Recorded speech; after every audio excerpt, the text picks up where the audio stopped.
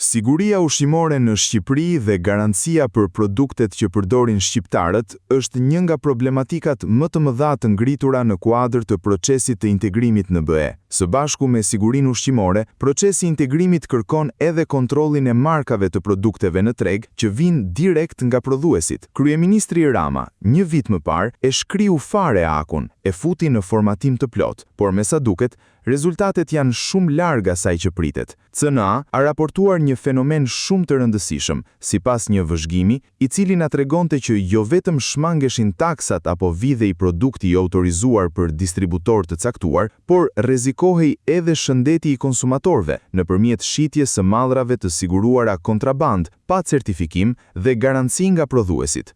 Ne morëm rastin e verave dhe treguam se si në treg shiten me 10 lloje verërash, të cilat janë me çmime të shtrenjta, që fillojnë nga 1.000 euro shishja, që i gjen rëndom në çdo restorant pa pulë fiskale, nga tatimet dhe doganat, me çmime edhe nën kosto.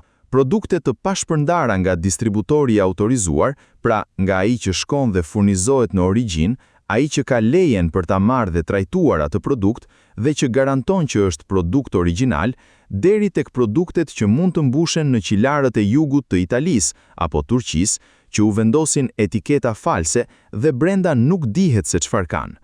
Një qytetar shkon të blejë një shishe verë që mendon se është 20 apo 30 euro në tregun shqiptar, e cila në fakt mund të jetë kontrabanduar, mund të jetë false, e prodhuar në zonën e kombinatit, dikur vatre kryesore e falsifikatorëve, siç ka pasur raste rëndom të denoncuara nga emisionet investigative, apo e mbushur në për kantina abuzive mashtruesish, të cilët mund të rrëmbejnë çdo lloj shisheje, mund t'i vendosin një etiket e ta nxjerrin në treg, dhe askush nuk e di cilësinë e as çfarë ka brenda. Ky është rreziku më i madh, sepse është rrezik për shëndetin e qytetarëve, pa folur pastaj për dëmin që ka konkurenca në treg dhe kostot që ka shitësi i autorizuar, deri te humbjet e mëdha që i ndodhin shtetit shqiptar. Nuk është problem në Shqipëri vetëm tregtimi i verave, siç e kemi raportuar. CNA do të fillojë një cikël shkrimesh ku do të trajtojë në mënyrë të pandalshme 10 produkte, të cilat vijnë dhe u serviren qytetarëve në të njëjtën formë, por edhe në forma të tjera abuzive. Njëra formë është ajo që hyn kontraband, që stimulohet nga dogana. Forma tjetër është hyrja e një produkti që duhet të blihet te një distributor i autorizuar, të ketë sipas ligjit edhe një pulë të ngjitur të përkthyer në gjuhën shqipe me atë çfarë përmban produkti dhe si duhet të konsumohet, të cilën kemi filluar të hasim shpesh në marketet shqiptare në krah të një produkti të njëjtë, por që nuk ka as përkthim shqip, nuk ka asgjë në gjuhën shqipe, por është produkti huaj dhe për këtë arsye shitet edhe më shtrenjtë. Nuk janë vetëm pije, janë 10 produkte kozmetike, deri tek ato farmaceutike dhe ushqimore. Një tjetër fenomen problematik në treg është edhe ai i pijeve, që në raftet e supermarketeve të Tiranës, mini marketeve të lagjeve e marketeve në të gjithë Shqipërinë, gjen produktin që është origjinali, që vjen me një distributor të autorizuar, që ka një certifikat, që ka dhe përkthimin në gjuhën shqipe, në krah të tij e gjem në italisht, një birë, një pije energjike, një lëng frutash. Të dyja ndodhen në vitrinë, edhe produkti që është i autorizuar nga prodhuesi në fabrik dhe produktin që nuk ka asnjë parametër ligjor, por thjesht e lexon në italisht apo greqisht. Së pari, skandali është si mund të vinë këto produkte në marketet tona. Nga hyn, kush i sjell? Si i kalojnë doganat? Janë mallra kontraband, apo vetë furnitorët e supermarketeve mbushin vagonët dhe kamionët dhe brenda kanë arka me mallra të ndryshme që nuk plotësojnë asnjë standard ligjor shqiptar. Për më tepër, konkurojnë në mënyrë abuzive tregun, dhe ajo që është më për të qeshur është fakti se kjo është origjinale se shkruan greqisht apo italisht. Në fakt, burimi i saj nuk dihet.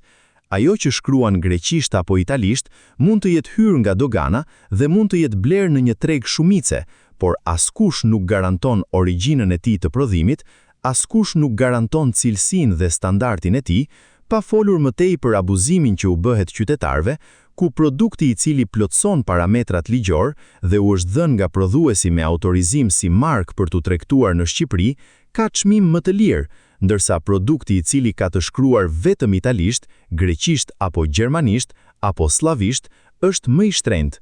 Pse, lind pyetja? Sepse abuzohet.